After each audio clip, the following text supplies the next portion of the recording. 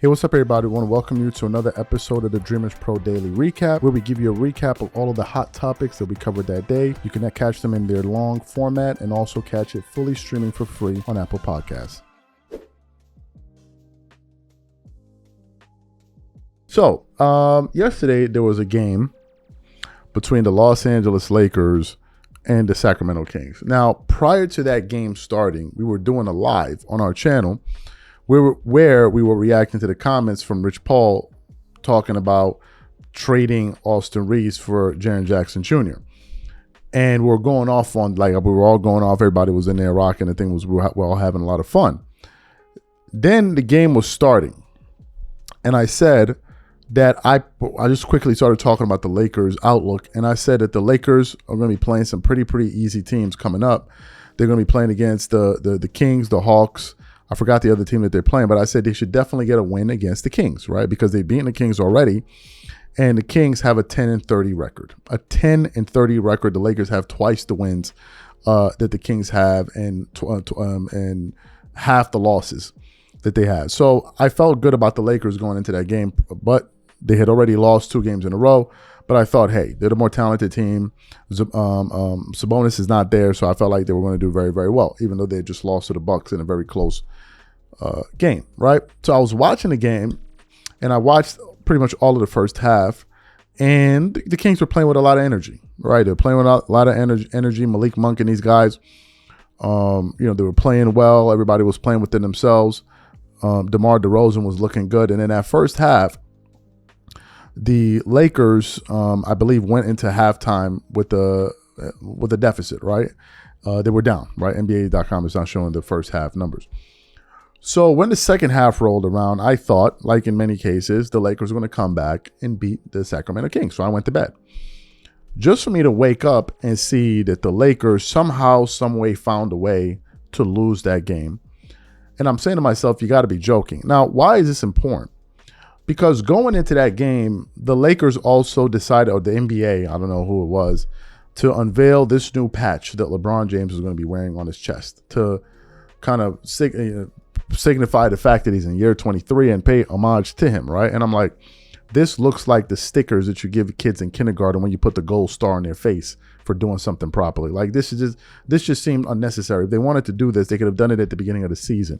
We're almost halfway through the season. LeBron has been playing this entire season. You could have done that at the onset of the year. This just looks like something like, well, look, he's not going to start an all-star game, so let's give him this. It was just like, is this necessary, right? But they did it anyway.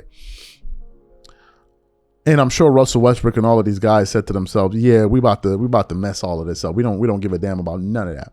So after the Kings ended up beating the Lakers, they interviewed Russell Westbrook to kind of give his thoughts on what it's like, playing against his former team, the Lakers. And well, Russ was Russ. So what we want to do now is play what Russell Westbrook had to say to the media about facing his former team in the Lakers. About, I think, a 20-second, 30-second clip. Take a listen to that there, and I'm going to come back and continue on. Take a listen to Russell Westbrook.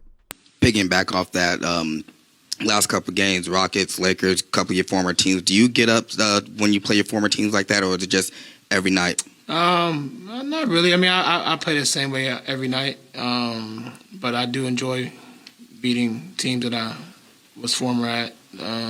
For different reasons.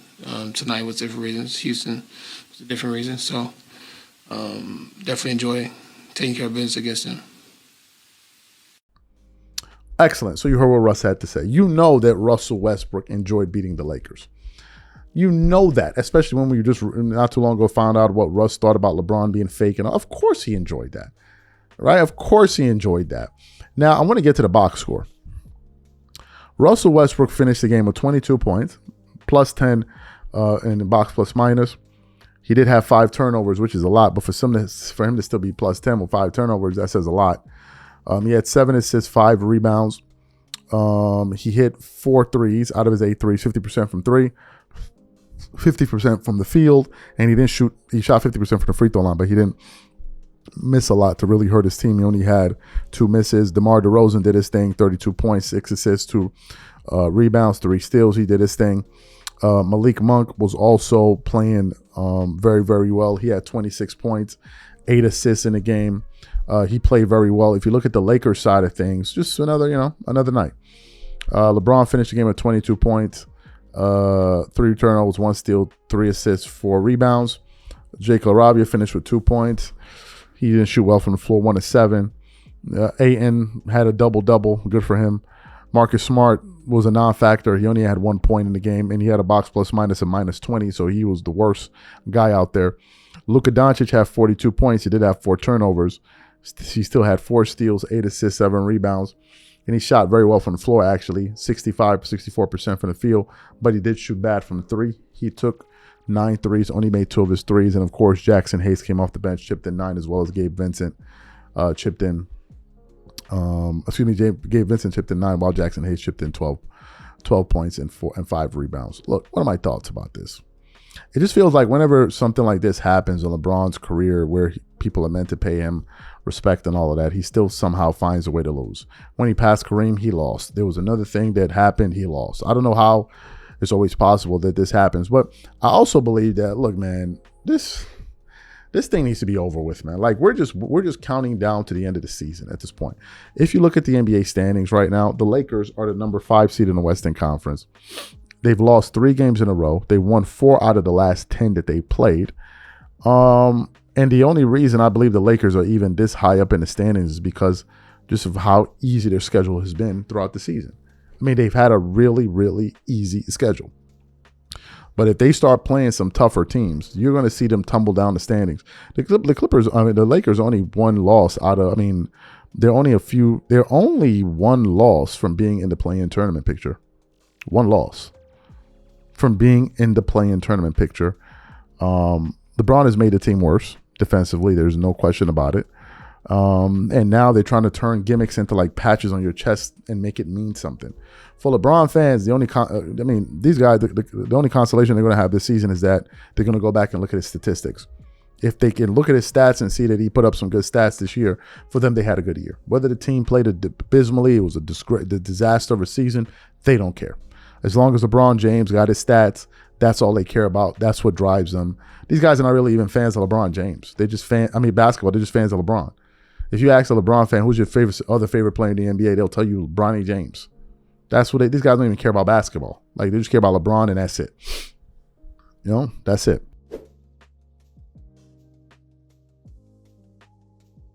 JJ is beginning to get on my nerves. And I've been talking about JJ over the last few days about some of the things that he does. And I think that they're beginning to wear thin. This thing of putting on this show that you're angry or you're happy and sitting there in post-game interviews being didactic to the media and acting like as if you're trying to teach them basketball. People that have been covering the sport for decades here, you come in here trying to teach them X's and O's. It's getting old. Right? It's getting old. These tantrums that you throw on the court, slamming clipboard, it's beginning to get old. But one of the things that I've also noticed about JJ is that he's quite fond of insulting his team publicly. Not too long ago, they were talking about, he was essentially saying that these guys are dumb. They can't remember plays. They don't know how to flip plays on the court. He was basically attacking the team's IQ. And yesterday night, he did it again.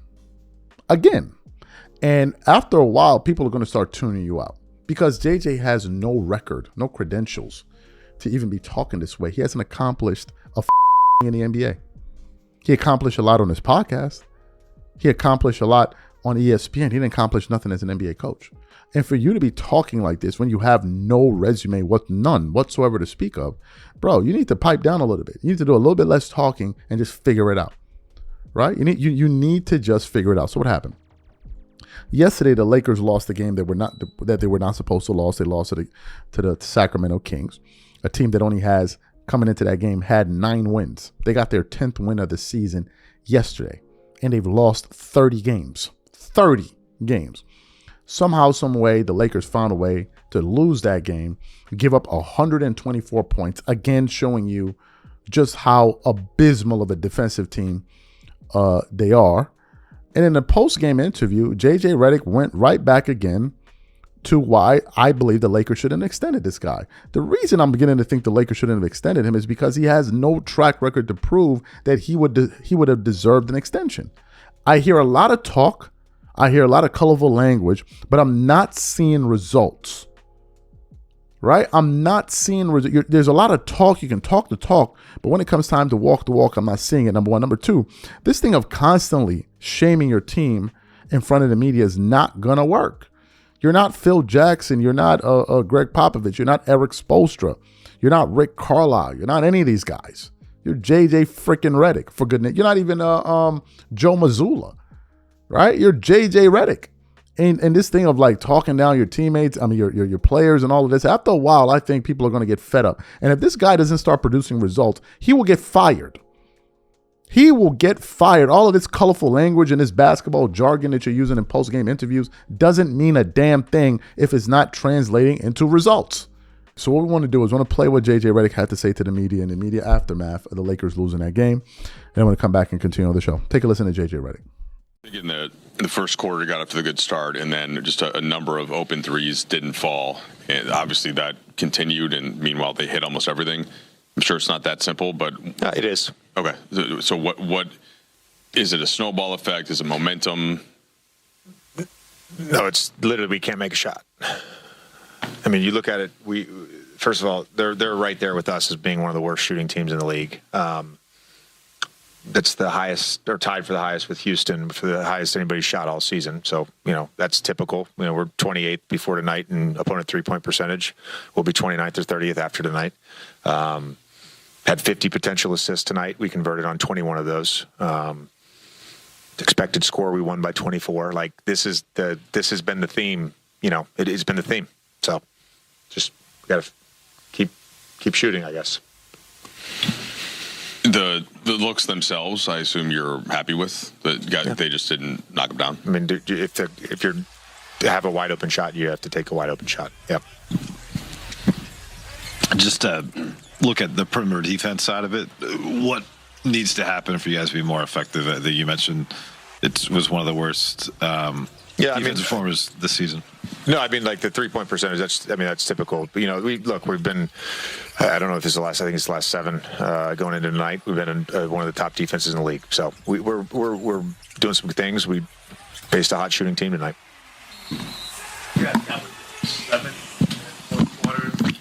But you weren't able, obviously, to maintain it. Was that there just to rest the guys just because you have a backup game tomorrow, back-to-back game tomorrow? What do you mean? Because you guys got within 7. We're down 16 with a minute and 40 seconds to go. We couldn't make a shot, and they're making everything. We weren't going to win that game. Okay. Yeah. The win probability was like loss probability was 98% at that time. Or 99%. We're not going to win that game. But what was working well for you guys to get within 7 points, JJ? We were able to string together some stops. Luka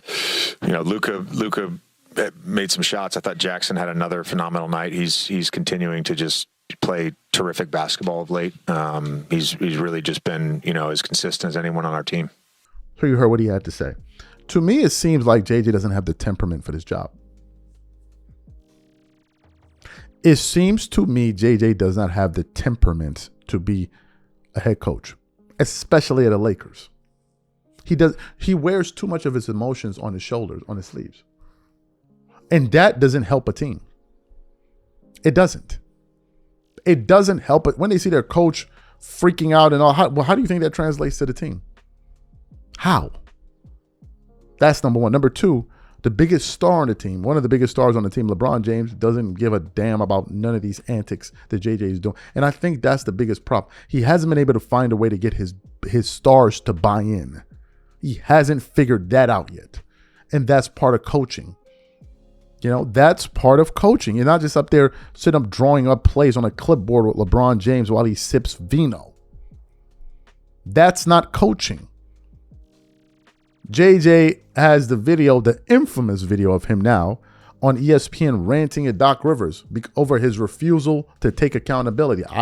But in the case of JJ, this thing about accountability is half accountability. I'm going to blame myself, then I'll blame my players. Like, bro, less talk. Less theatrics, more results. And what is amazing to me is that LeBron fans are so quiet about JJ. When it came to Darvin Ham, they were all up in arms. Any small thing, they would be going after Darvin Ham. You know why? Because LeBron James fans get their marching order from LeBron. That's what they do. And these would be the same ones talking black power, black power, black power, the black man, LeBron fans. We are still looking for them to call out JJ Redick. You can't find them. Let this have been Darvin Ham. They'll criticize anything about, look at this, why is his hands in his pocket? That's enough for them to start criticizing. Why does his eyes look like that? That's LeBron fans for you. But now when it comes time to call out JJ Redick, you can't find them. They're all just sitting somewhere waiting for LeBron to give out their orders. Do we go at JJ or not? Okay, we'll just shut up for now. This is LeBron fans for you. And all of this, all they're thinking is, how does this help LeBron James? That's all. That's their own disposition to this entire situation. I'm getting fed up with JJ Redick. I'm just getting fed up with all of these things that he's doing and talking. Like, it's just enough. Like, it's enough. There's more results, less of this. Less of that.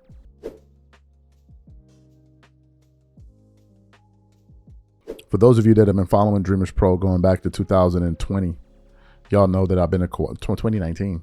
Y'all know I've been a Kawhi Leonard fan for that long, right?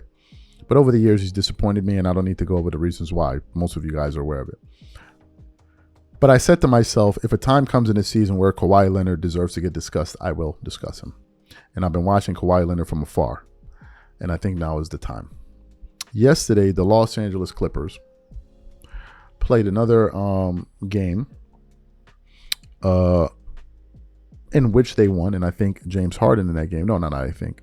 James Harden in that game went on is now number 9, Harden, on the all-time scoring list. So we want to give some major props to James Harden for accomplishing that feat there, right? Want to give major props to him for that. But that wasn't the only game that went down. The Clippers ended up playing against the New Orleans Hornets at home. And Kawhi Leonard did something that he's been doing now for a while that really has people like me paying a lot of attention.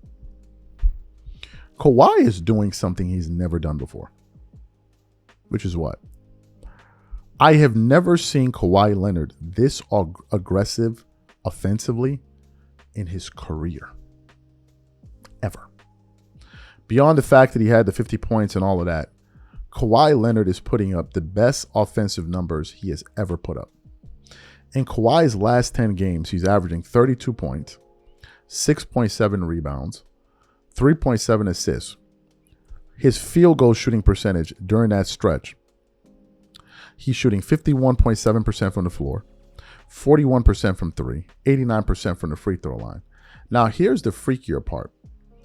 If you look at the team stats, the Lakers are 8-2 over that stretch, averaging 114 points per game. Their offense has really picked up. It was amongst the league, amongst the lowest offenses in the NBA. So they're winning during that stretch.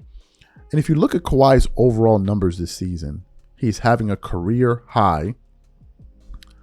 A career high in scoring.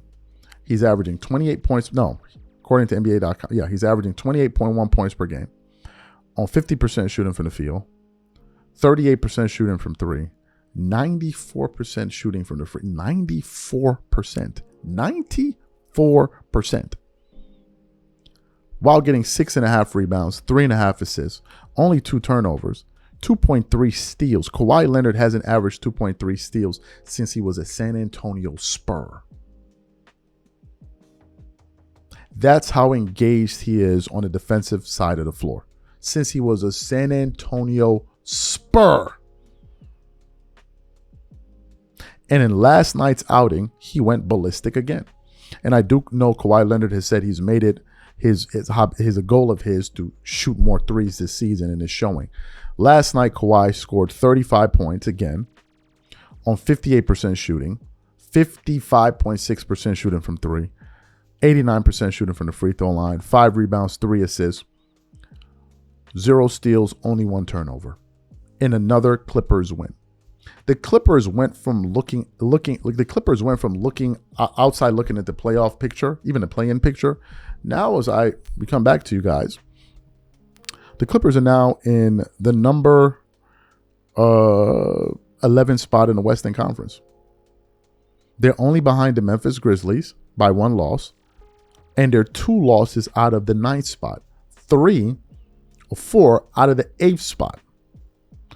I think this is the Clippers' outlook this season, play-in tournament. That's the play-in tournament. That's the realistic shot. Long shot, make it a 6 seed. That's going to be difficult. Now, if we look at their season coming up, their game, coming up, they have pretty soft schedule. They play in the Washington Wizards. Then they have the Raptors, who are going to be formidable. Then they have the Washington Wizards again. Then they have the Chicago Bulls. Then they have the Lakers. I'm picking the Clippers to win that game. Earlier, I would have picked the Lakers, but the way LeBron and these guys are playing, no. Then they have the Nets. Then they have the Jazz. So the Clippers have a very good chance to actually become a playoff team. They have a chance. To maybe make it a 6 seed is going to be really hard because they're 8 wins out of the 6th spot. But I definitely think they have a shot to make it into the play-in. And if they're lucky, they could get to that 8th spot. But they'll definitely be in the play-in picture. And the thing that has changed for them this season is Kawhi's presence, because they struggled offensively this year. That's where they just couldn't score. But what Kawhi Leonard is doing right now, he has never done before. Ever. I have never seen Kawhi make it his business to score this much and be this aggressive. And it's a smart decision because it's helping his team. His team is benefiting for it. I'll keep an eye on it.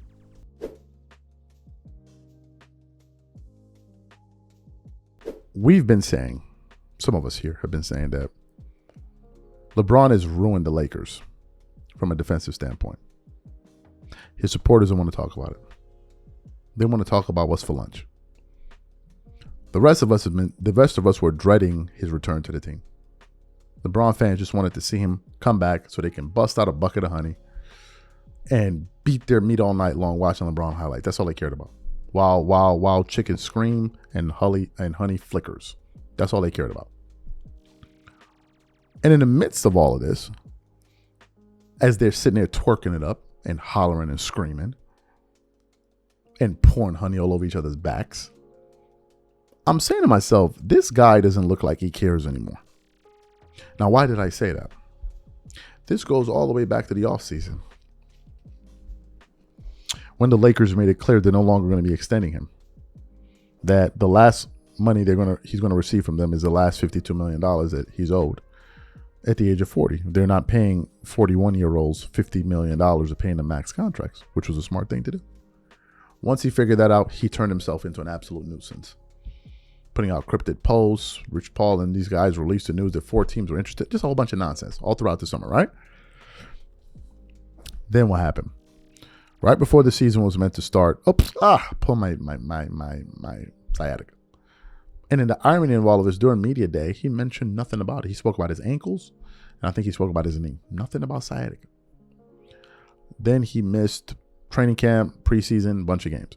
And when he missed those games, I said to myself, this is a blessing in disguise, because I think this team will be better without him. And they were. Players like Austin Reeves were absolutely blossoming. The Beach Boys were in full effect. Just a good vibe. Then LeBron James decided to make his dreadful return. And the only one that was happy was LeBron fans. Rest of NBA fans don't care. It's only LeBron fans are a loud minority. They're a loud minority. Because they have these guys playing it all over media, you think this is what most people think. It's not. Do you know how we can prove this? Because of the NBA ratings. Ratings were up during his absence. Leave it to LeBron fans. They'll be asking you dumbass questions like, oh, what do you want to do when LeBron James retires? This is them. That's their whole point of existence. They believe everything is predicated on LeBron James. That's them. So he came back. You witnessed an immediate drop-off in defense. Lakers went from giving up about 109 points per 100 possessions to about 118 because of this cap. If you look at defensive rating, he ranks in the bottom 400 in the NBA. Luka is ranked higher than him. Reeves is ranked higher than him. And people have been complaining about his lack of effort on defense all throughout the year. And some of his fans will say, oh, man, what do you want to do? He's 40. Then he's going to go sit his 40-year-old ass down. How about that? If he's 40, that means he needs to go sit down. But instead, they haven't gotten the memo yet. They're still talking about Luka, forgetting Luka is the star of the team. And it's the Lakers' obligation to build around Luka, not LeBron. So you guys talking about Luka, you don't get it yet. Luka is off limits. Sorry to break it to you. Those days are over that y'all could just, it's over. So what happened? A person that's under attack right now is awful coaching. He's under attack by Gilbert Arenas and low lights, whatever, because these are LeBron guys. And he's been making videos all season about Bronny and all of this. So they targeted him because they're pro LeBron. And a video flashed across my timeline just this afternoon. And it was from him. And it says, I generally don't want to see, what do you say? I generally don't want to be some crazy LeBron hater, but how can you defend this? Ladies and gentlemen, what you're about to see is egregious. Watch. Imagine paying somebody $52 million to play defense like this, man. This is the that makes me lose it with LeBron. You got JJ Redick trying to talk to the team, right? Where is LeBron? Anybody see LeBron? He's over there pouting like a little I mean, you can't sit here and tell me that this is acceptable defense in the NBA. I'm telling you, this not normal. The whole team is here, and LeBron is sitting there by himself. I just don't get how JJ Redick doesn't lose his mind. How can you possibly watch this tape and defend what is happening from LeBron James? I mean, is this normal? Is this normal to not move? And then you go to another timeout. LeBron has his hand over his head. Is this not batshit crazy? You saw the footage. I want to just go through some of the comments. We don't have to put them up. I miss Kobe, man. Another viewer. My final take was him himself. Bron is an all-time great, but his effort is embarrassing. Age is a factor, but not an excuse. Another viewer. If you are a real Laker fan, we all waiting for LeBron to finally be gone. Another guy said any other player would be benched. Another guy said panning over to LeBron on the bench. Another guy said, bro playing defense like me when I go to LA Fitness after a 6-pack of beer and 4 cigarettes. Another guy said, this y'all GOAT. Another viewer said, stop using his age as an excuse if he himself keeps playing. It isn't an excuse for him, so don't make it one for you. Another one says, LeBron not even in my top 15 players. And another guy said he's checked out. LeBron is done. I don't think LeBron is checked out. I think he doesn't care. He doesn't care to give an effort to this organization because he feels disrespected. That's number one. Number two, for the LeBron Jordan GOAT debate idiots. Jordan made an all-first defensive team at 35. The last all-defensive team LeBron has made, it was when he was 30. We're looking about going on 11 years ago. It was the last time LeBron was an all-NBA caliber defender. 11 years ago. 11. You got to go back to like 2014, 15. That's how long LeBron has been lollygagging on defense. And you have people like David McMenamin talking about the Lakers may possibly offer LeBron a contract extension this summer. Well, David McMenamin must live in LA, so maybe they got a pack to him. Because he's been smoking that good stuff over there. What do you say about this? Forget about the age factor, because I know what his twerking ass supporters are going to do. Forget about the age factor. How do you explain the video of him not even being a part of the huddles? He doesn't care. He doesn't care. And if it means JJ Redick loses his job, so what? He don't care. He doesn't care. Go back and look at Kobe after he tore his Achilles. After all, go look at him trying to play defense against LeBron. He was trying. LeBron don't give up. He give a damn about it. Kobe was trying. Jordan, even as a Wizard, he was trying. He was getting his knees drained and everything. He was trying. Is LeBron trying? Of course he's not trying. He's just trying to go out there, get stats, and that's it, and wear dumbass patches on his chest that say year 23, like a kindergartner that they put a sticker on for spelling apple correct. This is where we are. this is where we are. This is where we are. So who are these Laker fans that still want LeBron on the team? Where are they? Who are these? These are not Laker fans. If you're a fan of basketball, you would be a fan of... No, bro, knock it off. Ain't nobody a fan of this nonsense here. And you keep talking about he's 40, he's 40, he's 40. If he's 40, he needs to go sit down. But if you're old enough to play defense. If you don't want to play defense, then get off the court.